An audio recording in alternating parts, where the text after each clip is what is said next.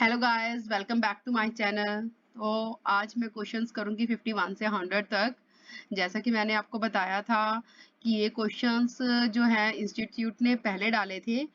अब लेटेस्ट वाले हमने ऑलरेडी डिस्कस सारे कर लिए हैं, लेकिन ये क्वेश्चन में बहुत सारी रेपिटेशन है और कुछ ना कुछ एक्स्ट्रा आपको सीखने को ज़रूर मिलेगा। So if you really have time और वो क्वेश्चन आप कर चुके हैं तो then please go through these questions. So शुरू करते हैं हम।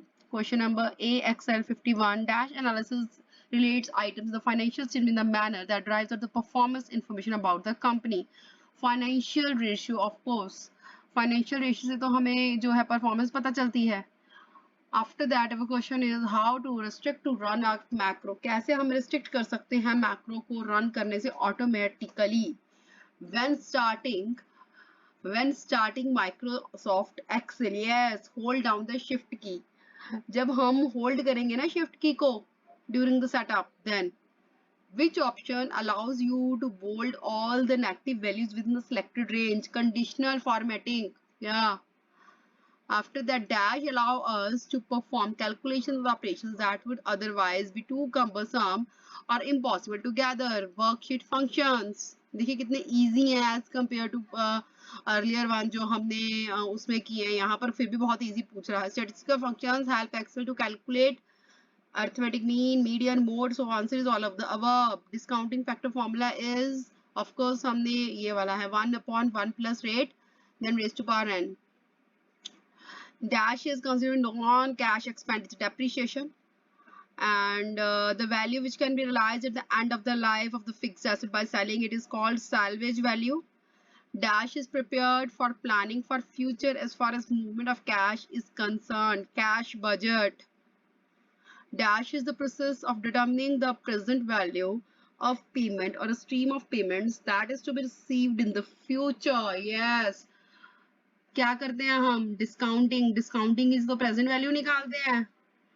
Now we have question number 61. Dash is one of the core principles of finance and is the primary factor used in pricing a stream of the cash flows such as those found in the traditional bond or the annuity. Yes, discounting again. ठीक है ना, यहाँ ध्यान रखना, यहाँ पर भी primary factor use ना pricing stream of cash flows पूछ रहे हैं. Yes. XML schemas in Excel are also called XML elements. अगर आपको बेसिक सा भी XML लैंग्वेज के बारे में मालूम है, देन आपको पता है कि जब उसका हम चार्ट बनाते हैं तो वो एलिमेंट्स होते हैं उसके. Excel allows us to use the various functions, simple mathematical calculations which can be used for, yes, financial analysis, बिल्कुल, equity analysis, बिल्कुल, ये भी, leasing decision, and the list goes on. Yes, the answer is all of the above. After that, we have question number 64. Which cell reference shows a reference to the other sheet or the reference to the other workbook in the Excel? जब हम reference देते हैं तो हम ये वाले sign से देते हैं, C2, then sign of exclamation, then C4, right? So this is the right answer. Which of them is not a raised reference? ये है, ये भी है, ये नहीं है, ये भी है. So C is the right answer. Interest coverage ratio, अगर आपको नहीं भी आता ना पेपर में, EBIT होता है, earnings before interest and tax. तो यहाँ पर EBIT और कोई बन ही नहीं रहा है. So this is the right answer. Earning before interest and tax upon date. If the particular workbook have to open each time Excel started where the book should be placed in Excel start folder. If the cell B1 contains a formula this, that is $A $1 which are the statements too. मतलब हमने एक relative जो absolute जो reference है वो दी है because हमने dollars place कर दिया. This is an absolute reference cell.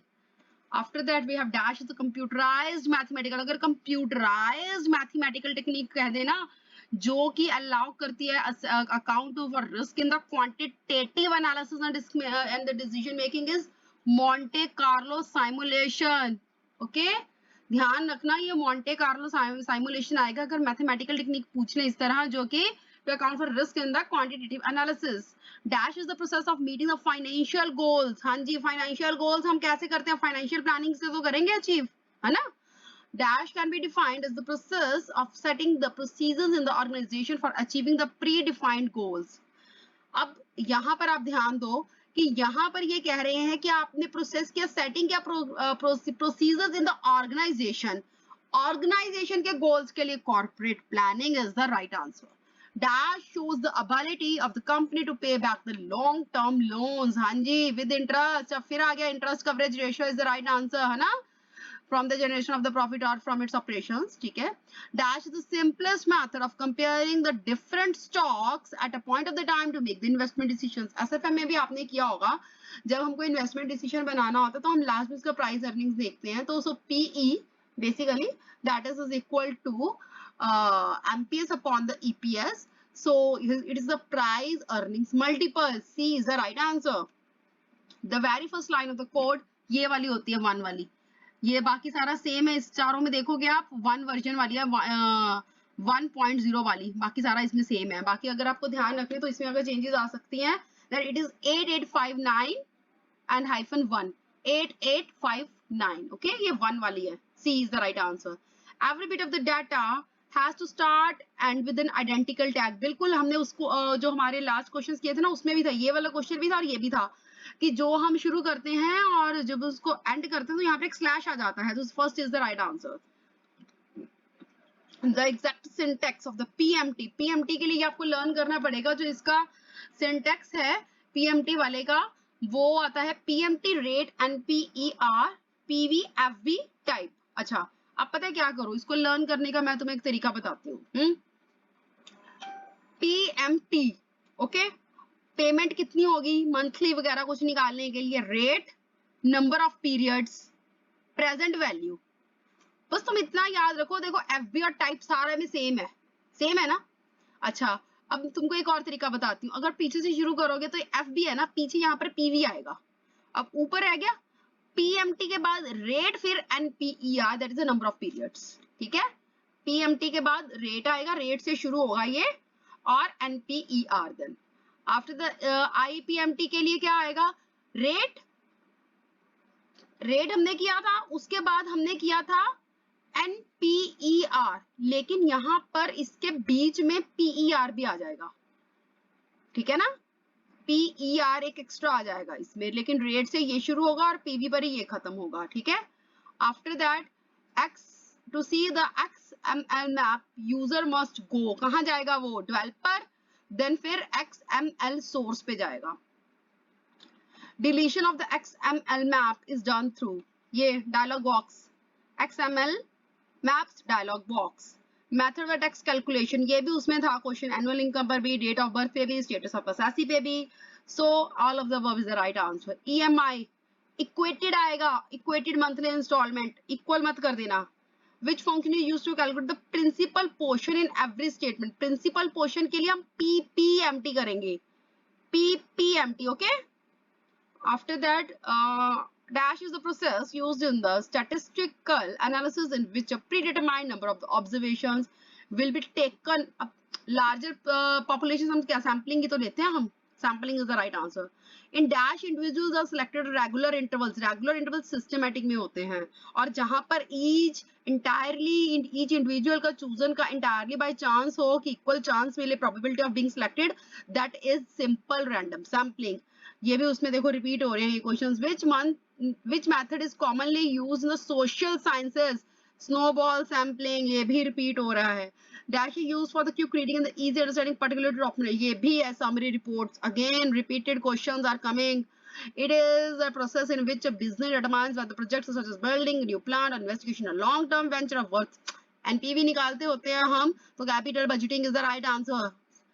Okay, after that popular methods of capital budgeting include discounting cash flows, ये भी बिल्कुल ठीक है. IRR, ये भी ठीक है.